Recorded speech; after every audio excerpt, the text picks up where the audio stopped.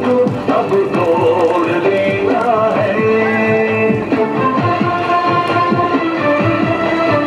आने वाली नस्लों को हमें तहफ़्फ़ुज़ देना है।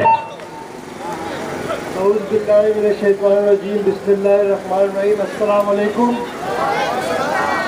सबसे पहले तो मैं प्रिंसिपल अशफाक और शाहनवाज और उनकी टीम को मुबारकबाद पेश करता हूँ कि उन्होंने आप सबको यहाँ इकट्ठा किया और आप सबका भी मशहूर हूँ कि आप यहाँ आए और आप हमारी बातें सुन रहे हैं। जितनी जोशीली तकनीकें आपने नौजवानों से सुनी है, इतनी जोशीली तकनीक शायद मैं ना कर सकूँ, लेकिन सियाने कहते हैं कि जोश के साथ थोड़ा होश भी होना चाहिए। तो मैं कोशिश करूँगा कुछ ऐसी बातें आपसे करूँ जिस पर आप थोड़ा गौर करें। आपने सुना होगा कि इमरान खान ने ये कहा, आपने सुना होगा कि इमरान खान ने ये कहा है कि हम पाकिस्तान को एक इस्लामी फलाही रियासत बनाना चाहते हैं। अब सवाल ये पैदा होता है कि इस इस्लामी फलाही रियासत की शक्ल सूरत क्या होगी।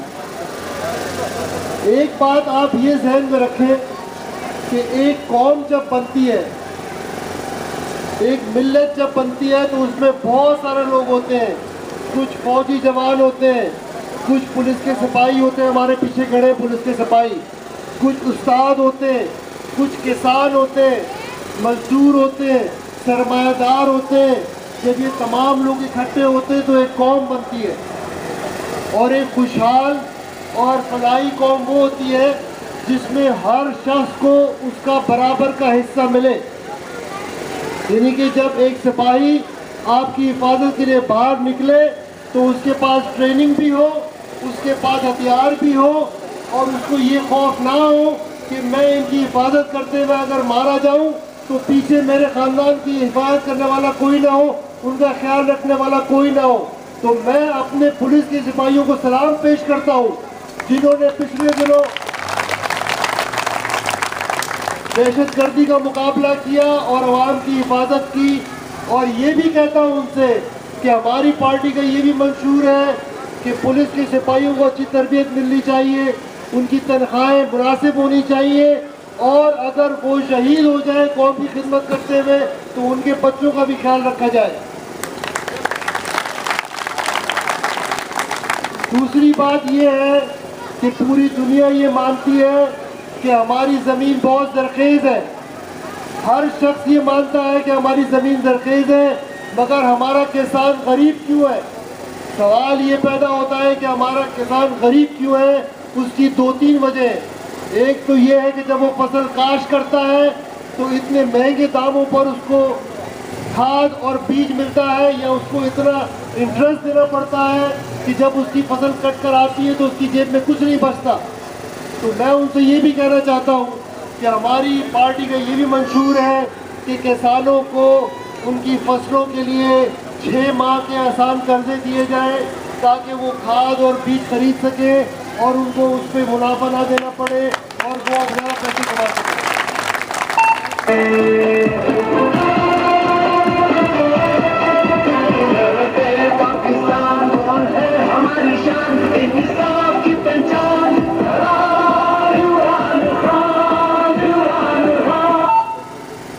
किसी कौम की तामीर उसके असातिज़ा करते हैं, उसके उस्ताद करते हैं, मगर हमारे यहाँ क्या होता है कि एक काबिल नौजवान उसको उस्ताद की नौकरी लेने के लिए भी रिश्वत देनी पड़ती है, उसको सिफारिश करनी पड़ती है और इस अमल में वो इतना बददिल हो जाता है कि अपना काम सही तरीके पर नहीं कर पाता।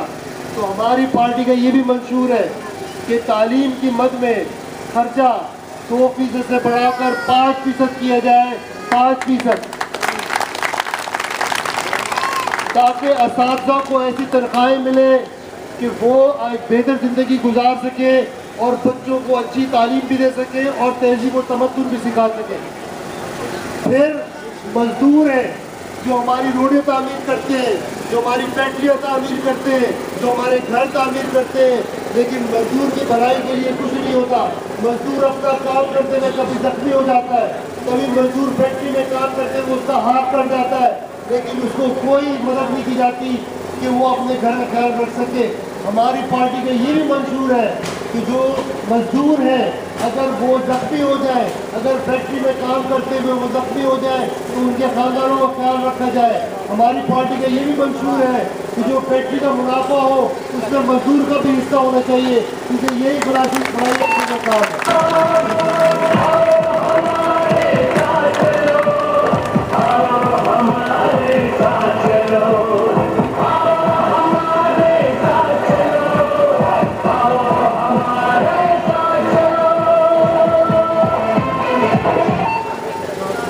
कोई कौम उस वक्त तरक्की नहीं कर सकती जहाँ जब तक वहाँ नई सनतें ना लगे, जब तक वहाँ नए कारखाने ना लगे। तो हमारी पार्टी का ये भी मंशूर है कि अमन व अमान कायम किया जाए ताकि सरमाएदार यहाँ आकर नई फैक्ट्रियाँ लगाएं, नए कारखाने लगाएं, ताकि मज़ीद रोजगार पैदा किए जाए इस इलाके में। इंशाअल्लाह एक नहीं बल्कि 2 शुगर मिलें हम बीएकान के एरिया में लगाएंगे।